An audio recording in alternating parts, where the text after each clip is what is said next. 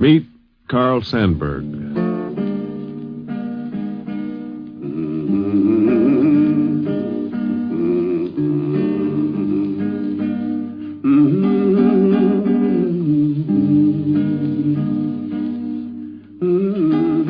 In the next hour, you'll hear, by transcription, the story of Carl Sandburg, a poet, a folk singer, an author, and a historian. You'll see his life as seen through the eyes of friends and relatives and critics of poetry and writers of history and the newspaper men who worked with him back in the old Chicago days. Meet Carl Sandburg.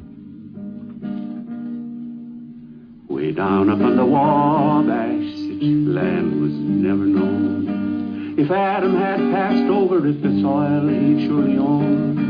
He'd think it was the garden he played in when a boy and straight pronounced it Eden in the state of Illinois. Then move your family westward, bring all your girls and boys, and cross that Shawnee Ferry to the state of Illinois.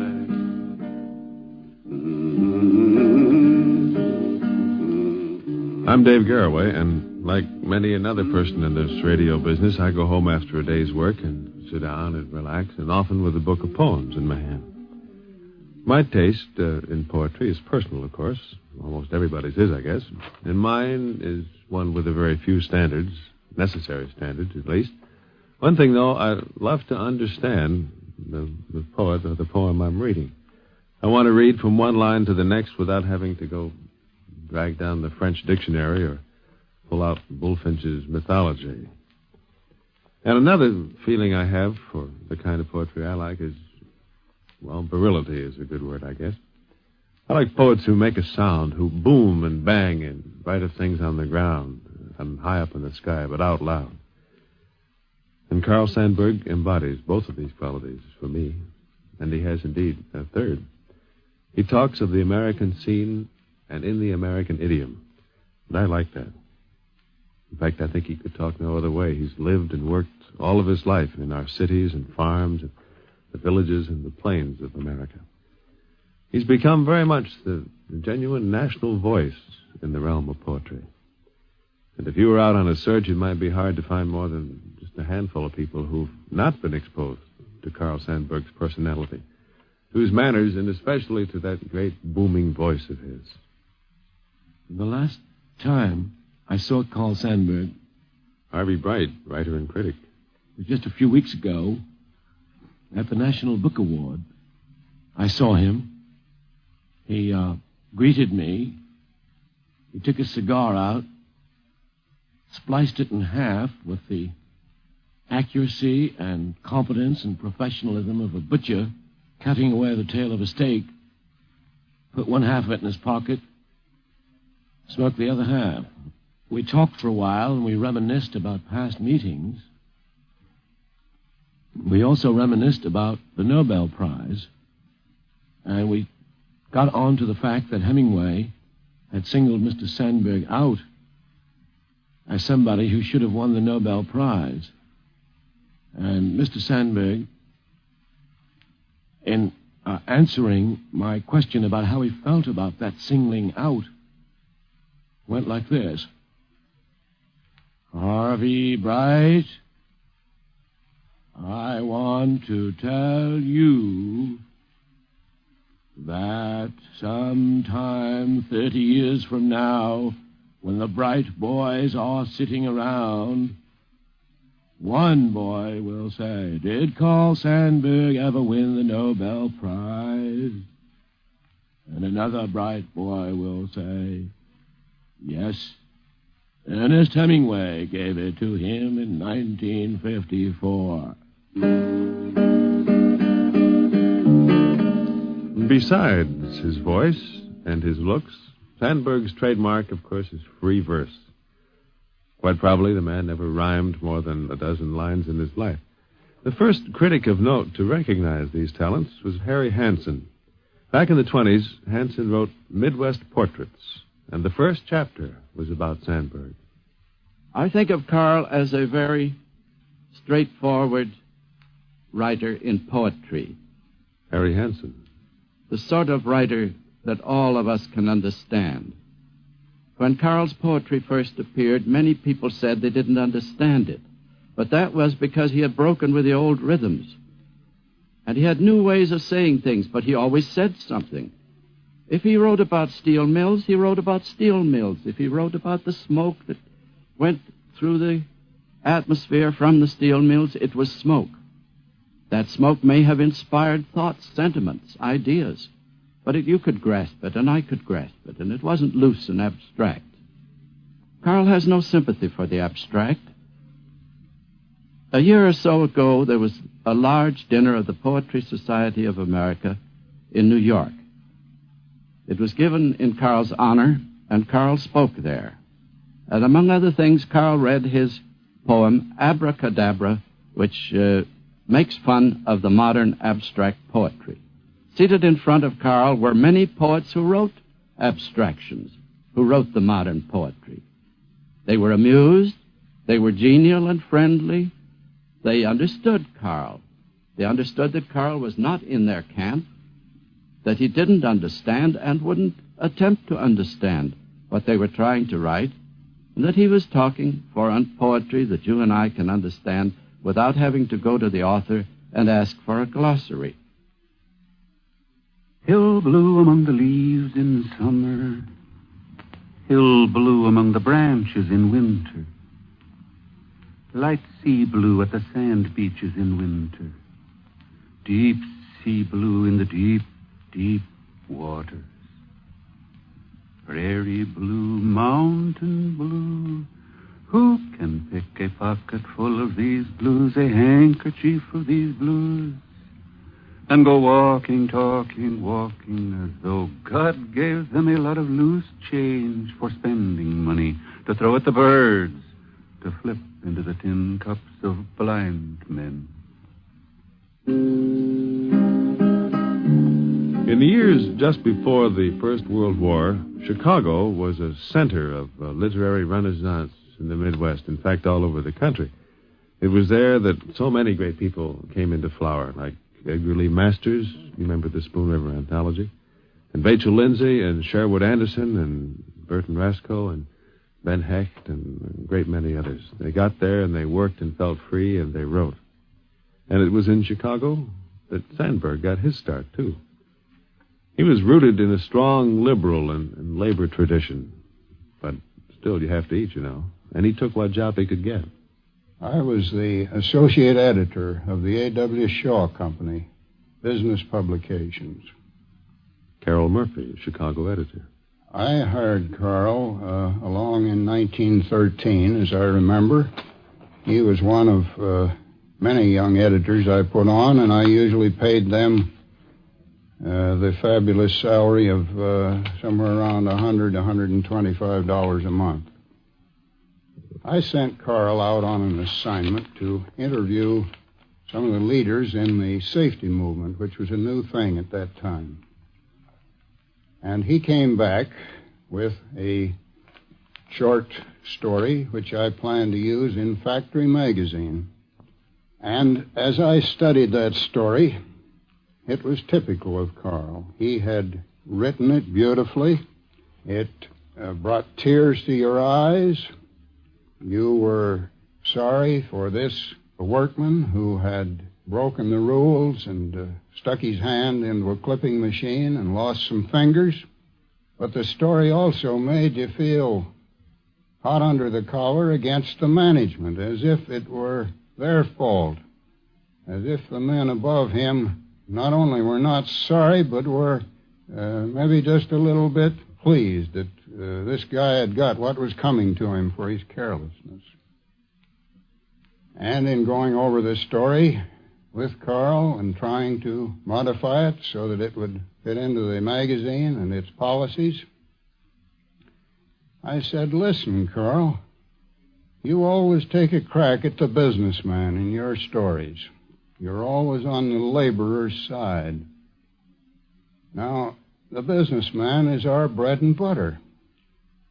And he is not a fellow who delights in seeing his people suffer. He's a decent guy just like anybody else. He's trying to make his place safe. And he's sorry when anybody gets hurt.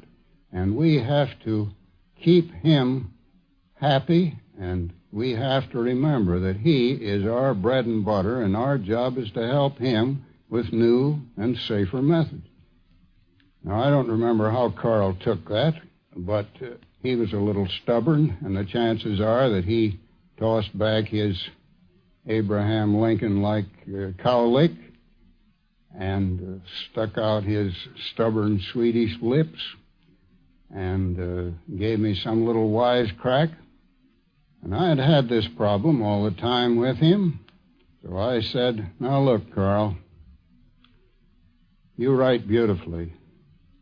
Someday you're going to be a great writer. But you don't like to write our factual, unexciting type of stuff. You like to write literature in which there is feeling and sentiment and excitement. And for your own good, I think you just ought to pull out of here and find a place where you can write the kind of thing that you like to write.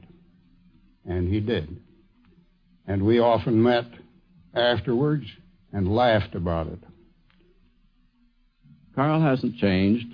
And again, Harry Hansen.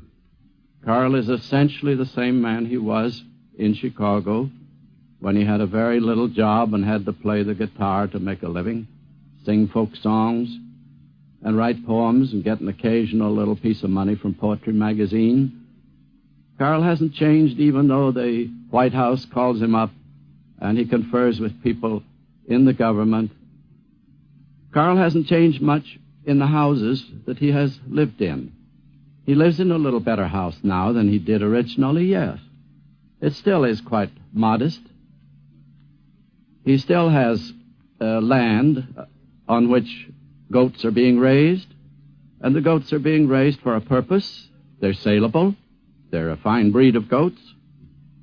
And inside himself, Carl is still the man who liked the common man. He's a man of democratic instincts.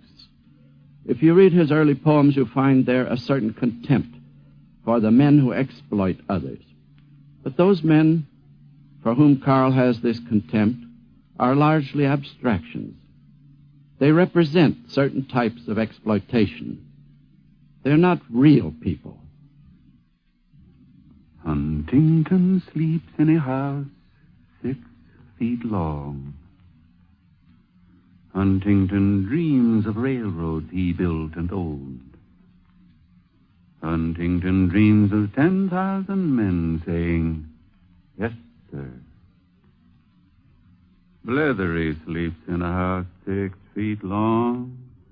Blithery dreams of rails and tires he laid. Blithery dreams of saying to Huntington, yes, sir. Huntington Blithery sleep in houses 6 feet long.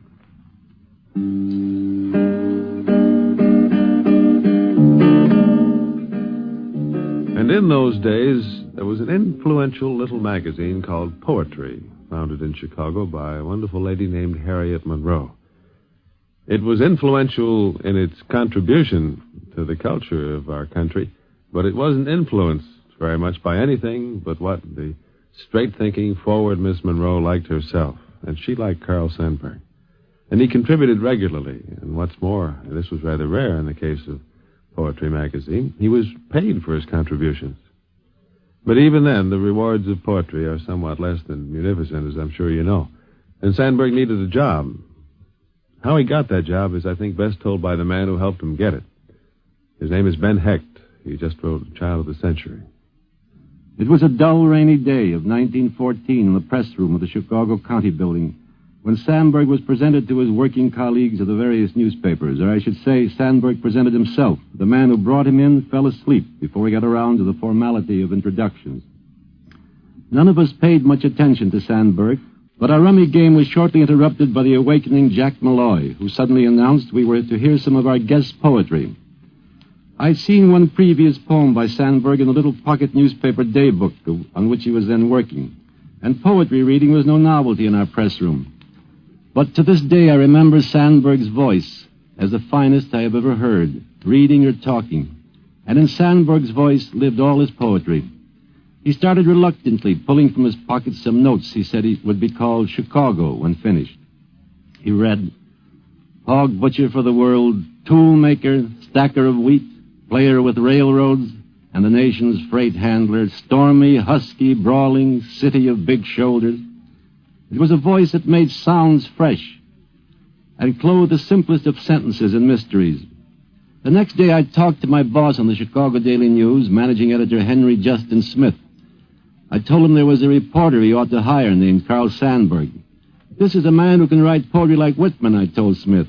Smith loved our paper with an interest that ignored circulation figures and editorial policies. He saw the paper as a daily novel written by a score of Balzacs, but we were missing a poet. He put Sandburg on the city staff and told city editor Brooks Beitler to give Sandburg assignments worthy of his talent. He always looked very gloomy. Bob Casey, a colleague on the news. Until you finally found out that that was just something that he was born with. It was a face. It wasn't anything else. He was a very humorous sort of a duck. And, well, he and I got acquainted with one another because I went in and asked him why he didn't write ordinary verse. I said, gee, I don't think that this modern verse is going any place. Well, he says, I don't know. He said, try it. And he says, it's easier to write. And I said, I guess it is. And I said, you've written some very wonderful things. I said, if you only had these things metrical, you'd probably have some verses that would be extant in this country for the next 200 years at least, and maybe longer than that. Well, he said, I thank you very much for that, but he said, I do these things because I do them quickly. And, well, then we got to be pretty good friends. Carl's poems in free verse were still being widely parodied in those days. Vincent Starrett, Chicago columnist. But if he was disturbed by the humorous, he didn't show it. Once he said, drawling his words like a cowboy, a man was building a house. A woodchuck came and sat down and watched the man building the house. That was his invariable retort to his critics. It was apparent from the first to the guiding spirits of the Chicago Daily News that Sandburg was not a man to be influenced by a deadline. City editor Brooks Beitler was no fancier of poetry, no coddler of talent, but a realist with his eye on deadlines and copy. Again, Ben Hecht.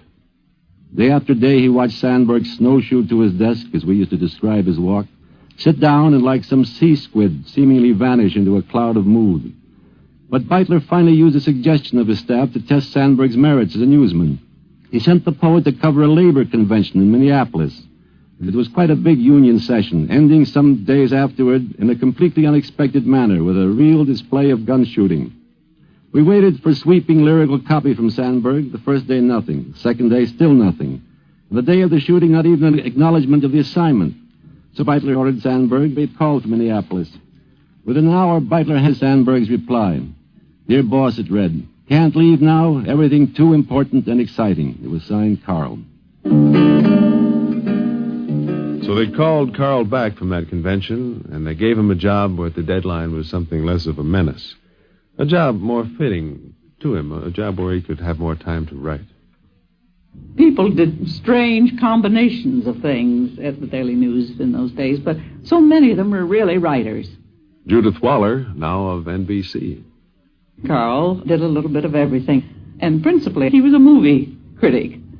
This he probably liked to do because I don't think he cared much for the movies, but it did give him a chance to sit in dark places and compose poems and stories.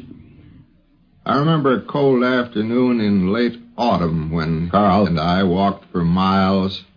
Again, Vincent Starrett. Discussing the shortcomings of mankind and laughing so often that passers-by stopped to look at us. Ultimately, we found a comfortable place in Forest park and stopped in to get warm. There was sawdust on the floor, and a big-bellied stove was throwing off heat in a way we liked. We ordered beer and carried it to a corner table. After Prohibition, Carl said in his slow drawl, "We'll be ordering Coca-Colas again." Then, almost without pause, he added, "I've been telling the kids some stories lately that I sort of like. Maybe they'll be in a book someday, I don't know. But I'm not ready yet to let them out." These were the tales that went into Rutabaga Stories. He began to tell us one of them. 5 nights before Christmas, 5 pretzels sat looking out of a grocery window lighted by 5 candles. Outside, snow falling, big white snowflakes, coming cool and quiet. And they see a man outside the window, and he looks in while they look out. They see his right hand brush off snow from his left shoulder, and his left hand brush off snow from his right shoulder. And they see him shake off snow from his hat and put his hat back on his head. But they don't hear the man. Well, 5 pretzels. And how many children is it I have at home running around upstairs and downstairs, in and out of the corners? 1, 2, 3, 4, 5. 1 for each pretzel. Now, early that afternoon, the 5 pretzels decide they will go with a circus and be trapeze actors. On billboards everywhere, the 5 marvelous pretzels in big letters.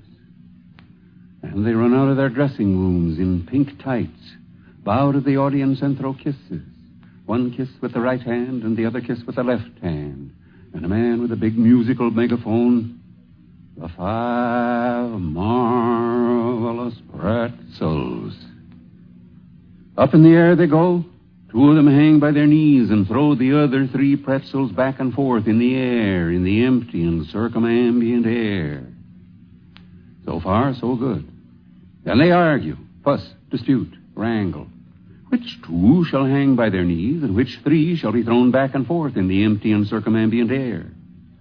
All 5 want to be the 2 that hang by their knees. None of them wants to be one of the 3 thrown back and forth. So they say, let's forget it. Now they decide instead they will ride on the heads of the first 5 elephants in the vast, mammoth, stupendous parade of the elephants. On billboards, people will see on each elephant 1 dazzling, glittering little pretzel in pink tights, bowing and throwing kisses, 1 kiss with the right hand and the other kiss with the left hand. Yes, so they decide. And just before the first elephant comes out leading the parade, the man with a big musical megaphone calls, the 5 marvelous pretzels. So far, so good. Then comes the argument. Who should ride on the head of the first elephant? Who should be the first one to come out bowing and throwing kisses to the audience?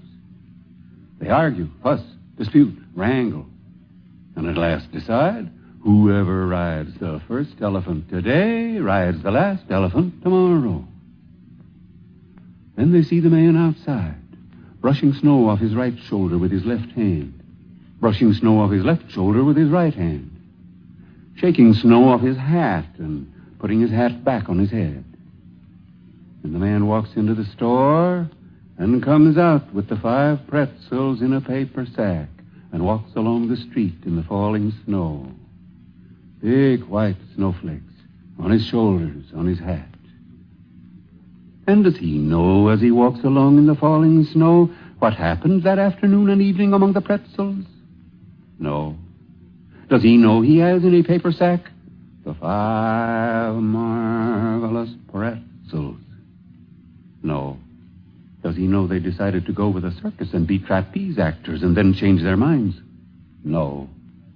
Does he know they decide instead they will ride on the heads of 5 elephants and bow and throw kisses while thousands of people laugh and cheer and cry, look, look, here come the 5 marvelous pretzels?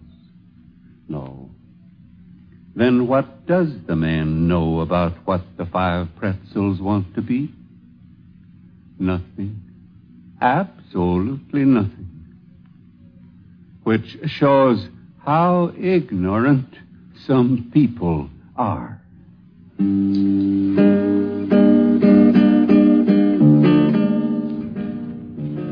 Oh, yeah. The rutabaga stories. I can't define the word magic, but it's in there for me. And I hope that your child doesn't miss the fun of knowing them. Carl Sandburg was born 77 years ago down in Galesburg, Illinois. Maybe he learned about kids by being himself a very typical little boy in a very typical little town. Charlie Krantz, his cousin and boyhood companion, recalls a day when Carl was just 6 years old. The beast was sitting outside, and he took a brush. He thought that was flies, and he walks up along them, and the hives was about that close together. He knocked them bees off, and they got on. Why, if it hadn't been for my dad, they'd have killed him. The bees got on that kid, and he was just black with them, and they stung him. We thought he was going to die. Horse and buggy days, them days, there was no way getting to town, no doctor right here. So they doctored him up the best they could, and he hollered for an hour. And you couldn't blame the kid. They stung my dad so he couldn't see for a couple of days. You know, them bees, they're poison. Young Sandburg's education was very unorthodox, about as unorthodox as he is himself. He did go to grade school, but then he stopped for 7 years. And then he went to college, went to Lombard College in Galesburg. The people who remember him about that time cannot truthfully say that they were impressed very much. Alice Henderson knew Carl from boyhood days. Well, he was very much as he is now. Pretty serious, always pretty serious. Inclined to be interested in affairs of the day, what was going on. He liked to dance, and he always wanted me to save a waltz for him. I'd say he was a typical young man. I never thought that he was particularly interested in girls. But I don't mean that he didn't like it. He liked to dance and things like that, but I never remember of his ever dating any particular girl. Oh, some young chaps at that age don't think of anything else, you know, but I think Carl probably was thinking of his future and things of that kind. I don't think of any of his contemporaries at the time really felt that Carl was going to do so much. I think that Professor Wright probably began to realize that. Father had a little club. Professor Wright's son, Quincy Wright of Chicago University. A club with about 4 members that he called the Poor Writers Club. I know because they were impecunious or because they considered their writing wasn't too good. But at any rate, about once a week, he'd have these students come to the house and they'd discuss their own writings. Each of them would produce a poem. Father wrote some poetry himself. And I think it was through the Poor Writers Club that Sandburg really got interested in literature. Father was quite an enthusiast for Walt Whitman, and introduced Sandburg to Walt Whitman. And Sandburg had these poems, which he called In Reckless Ecstasy. And we printed it on a little press we had in the basement of our house. And I set up a good deal of it in 8-point Casino Roman myself, and ran off the pages on the hand press. And I saw a great deal of Sandburg. He and Father were very, very close friends. Of course, Sandburg was a student at Lombard.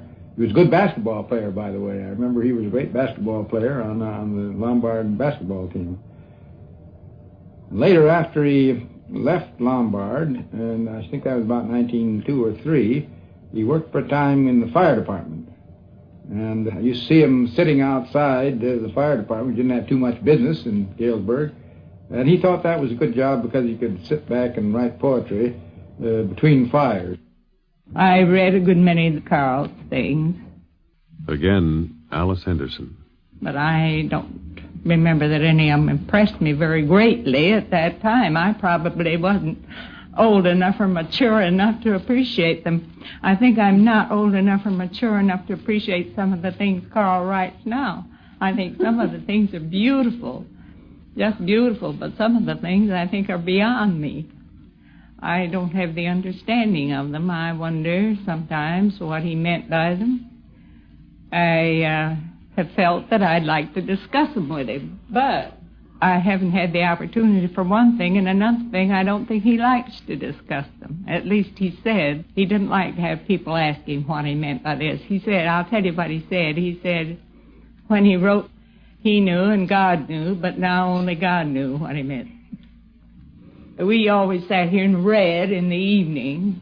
My husband used to get a copy of Sandburg, and he'd sit down and read, and then he'd be chuckling, and then I'd have to sit and listen.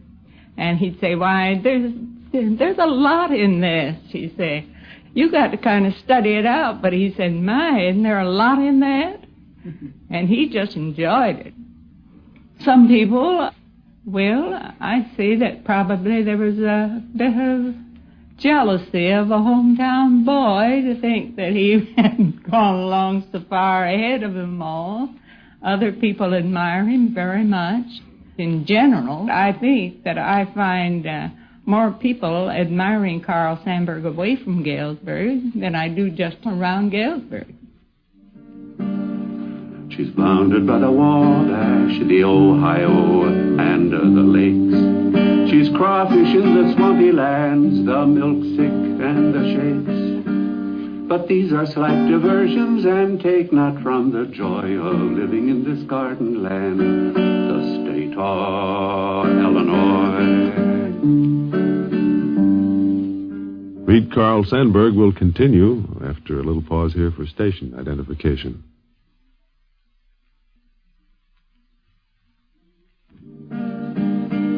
Then move your family westward, bring all your girls and boys, and cross at Shawnee Ferry to the state of Illinois. In between grade school and college, Carl took to the road, and he loved it on the road. He hopped freight trains, and worked as a waiter in Keokuk, as a field hand out in Kansas. And he met everybody, petty thieves and panhandlers and all sorts of types. Some men who have achieved some eminence often try to minimize the, what shall I say, less glamorous events of their past. But in Carl's book, Always the Young Stranger, he wrote a whole chapter about this excursion. Its heading is called Hobo. I wandered and I groped. It's a long story. I headed back after 2 or 3 years of wandering and groping. I headed back from a town in New Jersey to Fort Illinois, but I got stopped in Allegheny. I was arrested at McKee's Rocks, charged with riding on a railroad train without a ticket. It was a coal gondola. And I got 10 days in the Allegheny County Jail, but that's a long, short story. Some of the first poetry that I wrote was in my wandering and groping years, and I've thrown away most of it. What of it I have kept, I keep to laugh at.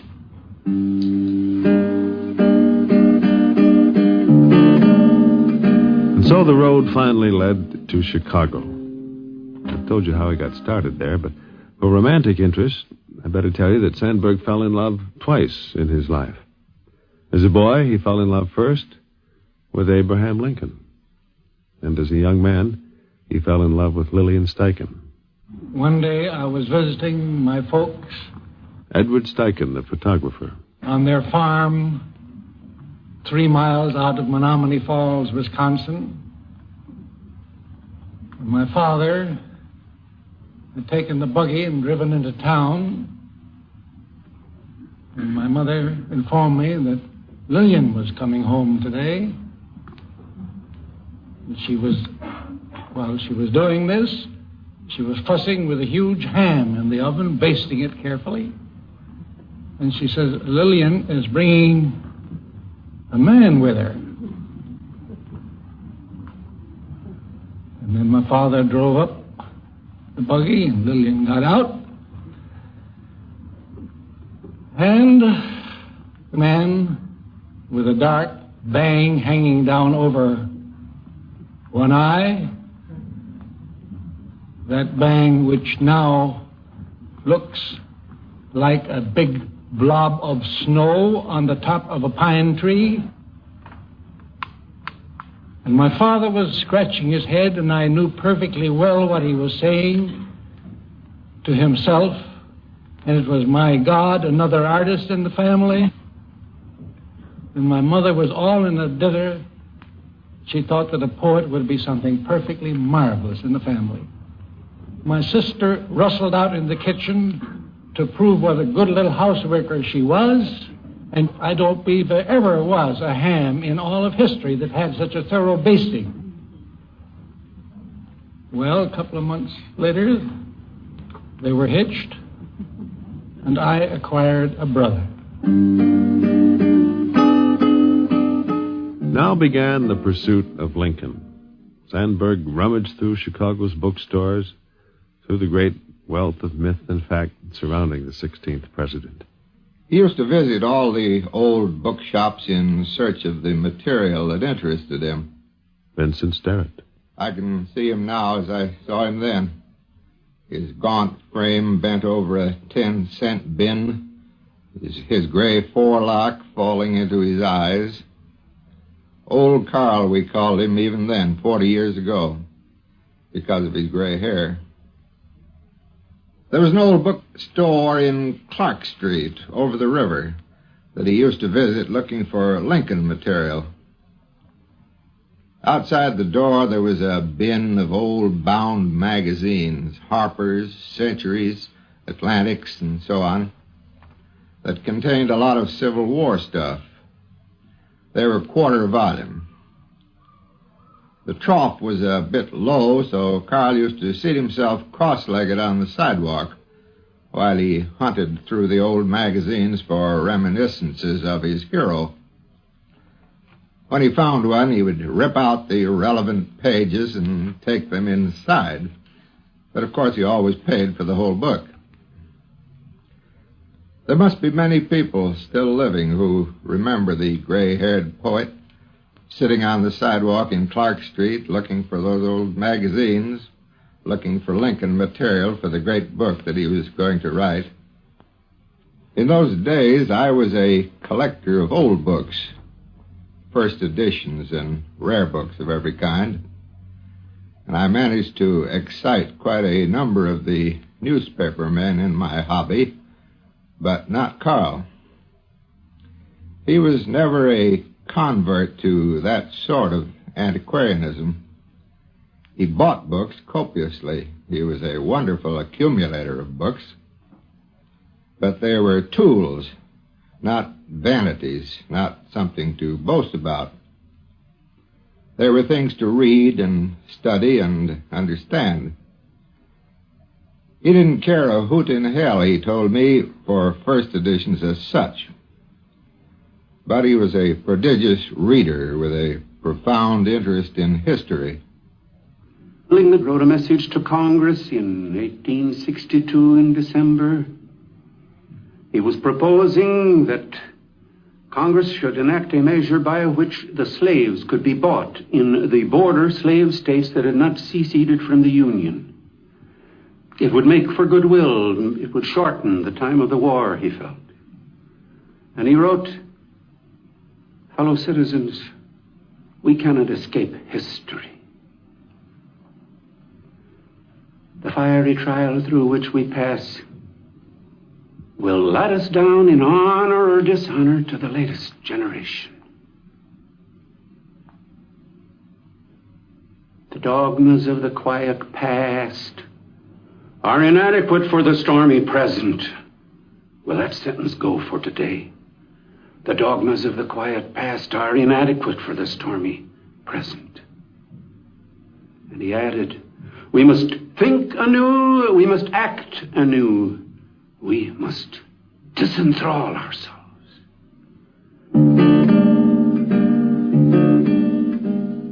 The search for Lincoln material never paused, and as the demand grew for Carl Sandburg to come and sing and lecture and talk, he traveled all across the country. But wherever he was, just as soon as the lecture ended, he hurried over to the local library to continue his hunt for material. In Chicago, he set up headquarters in a bookshop owned by his friend, Ralph Newman. Carl thinks out every word and every phrase, and he constantly works over the things he has written. He is never satisfied. I recall him telling me when he was nearing the end of the Lincoln story that he could keep on polishing and shining and improving this indefinitely, never finish. But there comes a time when an author must say to himself, perhaps this is as good as I've got a right to let this work become. Otherwise, it'll never be printed. He does his best work late in the day. He very seldom is up and working before noon.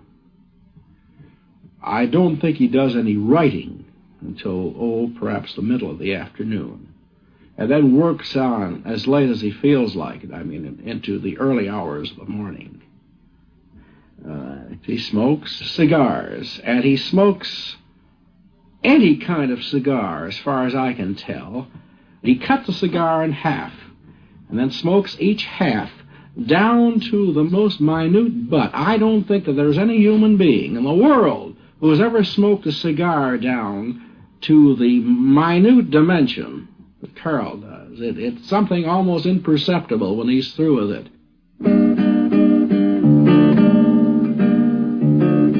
And bit by bit, he found his material. And bit by bit, he wrote down the story of Lincoln and of the Civil War. And what emerged was a unique, monumental history of that period. Sandburg's 6 volumes on Lincoln.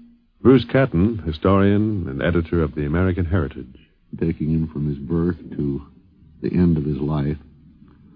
Cover ground that's been covered by a great many biographers. Dozens and dozens of lives of Lincoln have been written. A great many more will be written in the generations to come. I doubt if any of them will get at the real truth of the man as well as Sandburg has done, even though you can go through Sandburg's 6 volumes and find errors of facts, misinterpretations, things that a more careful scholar would correct. That doesn't really make any difference. What Sandburg did was get in underneath and bring the brooding, evocative quality of Lincoln out into the open so you can feel it and touch it. When you get through, you feel that you really knew what this man was about and how it was that he was able to speak for this country in such a deathless way. There's no other history of the time that tells us so much about people. Alan Nevins, historian. Great and small, mean and heroic, funny and tragic, civilian and military, rich and poor. No other history gives us such a sense of multitudinous life and myriad-sided activity. Historians, I think, are always viewed with a certain amount of suspicion. We turn to the pages of Carl's book on Lincoln, and we find there how Lincoln regarded them. He tells of a White House reception where a friend of the president's pointed out the figure of one of America's chief historians. I've always supposed it must have been George Bancroft. See, said the friend, there stands our greatest historian. No man has plunged deeper into the sacred fount of learning. Yes, said Lincoln, and no man has come up drier. But there are historians and historians. And we can say of Carl that no man has plunged deeper into the sacred fount of learning for one particular era of American history, and no man ever came up more sparkling. Carl spent 30 years on his memorable Lincoln books. Leonard Lyons, the columnist. A young writer once sent his manuscript to Sandburg to read and appraise. 6 months later, he wrote Sandburg again, inquiring about the script. 6 months after that came another letter, and then another. And after 2 years, he finally wrote to the postmaster at Flat Rock, North Carolina, asking him to place the letter into Carl Sandburg's hand. The postman delivered it and waited. Well, said Sandburg, we'll just have to send this man's work back to him. He's in too much of a hurry.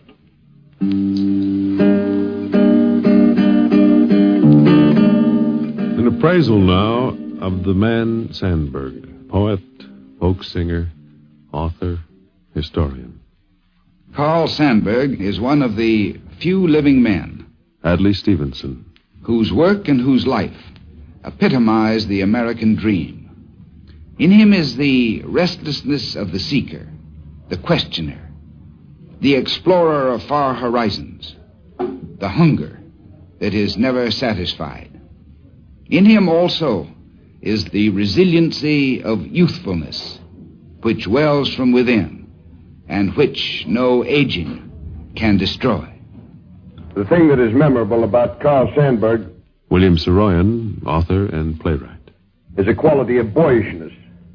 He, for all his years, continues to resemble an American boy, a boy of the Midwest, a fellow who might be walking down to where the hobos hang out beside the railroad track, a listener, an interested boy, a boy wanting to find out what it's all about. I think he has had extraordinary integrity over the years. And again, Harvey Bright. He's never wavered. He's written the best that he could write. He's been honest. He's had considerable talent, although the quality and the degree of the talent can be debatable. I would have liked him to have been my uncle, or my father, or my grandfather. I would have argued with him a lot, as his nephew, or as his grandson. The trouble is now that Carl Sandburg has reached such heights that through his efforts, through his work, and God knows I think he deserves them, the heights, it's hard for me to argue with him now. And that would be my only basic criticism of Carl Sandburg. That I am happy he's around, and I am happy that he's written what he's written, and I think it will be memorable and permanent. But when I relate myself to him, I find that because of all this, I cannot be completely honest with him. I'm afraid that I might hurt him, or afraid that I might touch some delicate spot. I'm aware, for example, that it is possible that he and Robert Frost, say, aren't the good friends that one might hope they would be, and that if I said that I admired Frost, it is entirely possible that Carl Sandburg might disapprove of me. So I find myself holding back, whereas I wouldn't with Cummings, or with even, say, T.S. Eliot. Perhaps that's my one feeling, that as the American genius type grows older, he congeals a little and demands from his friends, and from his younger friends particularly, that they subscribe to everything that the master feels. There was a young left-wing musician who tried to sell Sandburg into letting him adapt one of Carl's books into an American opera. Again, Leonard Lyons. Sandburg didn't like the young man's pinkish politics and turned him down. The brash, presumptuous young man suggested, "What you should do, Mr. Sandburg, is read Karl Marx." Karl Marx. Sandburg replied, slowly and deliberately, employing, as he always does, the dramatic pause, like a man with much to remember and stores of wisdom on which to draw. "My boy," he said, "I read Karl Marx when I was a fireman in Galesburg, years before you were born. I took that job, incidentally, because it gave me an opportunity to read. Yes, I read Karl Marx, but I didn't stop reading after that. And, my boy, I'm still reading. Still reading." I saw Carl Sandburg recently at the home of Robert E. Sherwood, a meeting of two men who'd won Pulitzer Prizes for works on Lincoln. Soon after Sherwood's Abe Lincoln in Illinois had opened on Broadway, Sandburg phoned the playwright and said he'd like to see his play. He asked for 2 tickets, one for himself, the other for Sherwood. At the end of the first act, Sandburg said to the playwright, "Mr. Sherwood, this is your interpretation of Lincoln." And when the last act opened with the Lincoln-Douglas debate, Sandburg listened and then beamed, "Mr. Sherwood, that's my Lincoln." One very cold December day, Robert Sherwood. He telephoned me and said, "Let's go for a walk." So I went down to the Harcourt Brace office, and we started off. It was now late in the afternoon, dark and bitter cold. And Carl is quite a walker. He really strides out. And we walked from 45th Street and Madison Avenue to Central Park and far up into Central Park. And I can tell you, I was getting pretty weary, but Carl showed no sign whatsoever of quitting the walk. He said to me, now I don't know whether there is such a thing as the life hereafter, whether the honored dead are still with us. He said, but assuming that there is a life hereafter, let us imagine that the immortal spirit of Abraham Lincoln is hovering over us and watching us at this moment. Now, Bob, what do you think is his opinion of the two of us? And I was sort of startled by this question, and I said, well, Carl, if I were you, I wouldn't worry.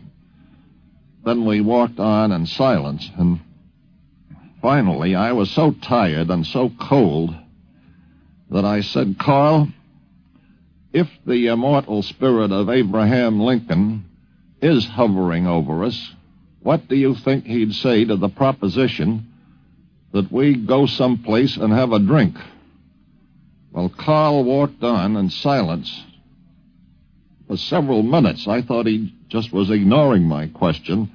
And finally he said in that beautiful booming voice of his, I think he'd approve. So we suited the word to the action.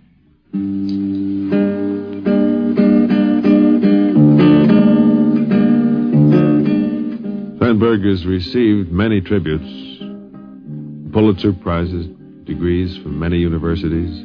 A high school has been named for him. His birthplace in Galesburg has been restored. And the greatest of all was and is the love of the American people, because he's very much the poet of all of us as Americans. When Abraham Lincoln was shoveled into the tombs, he forgot the copperheads and the assassin. In the dust, in the cool tombs. And Ulysses Grant lost all thought of con men and Wall Street. Cash and collateral turned ashes. In the dust, in the cool tombs. Pocahontas' body, lovely as a poplar, sweet as a red haw in November or a pawpaw in May. Did she wonder, does she remember, in the dust, in the cool tombs? Take any street full of people buying clothes and groceries, cheering a hero or throwing confetti and blowing tin horns. Tell me if the lovers are losers. Tell me if any get more than the lovers. In the dust, in the cool tombs.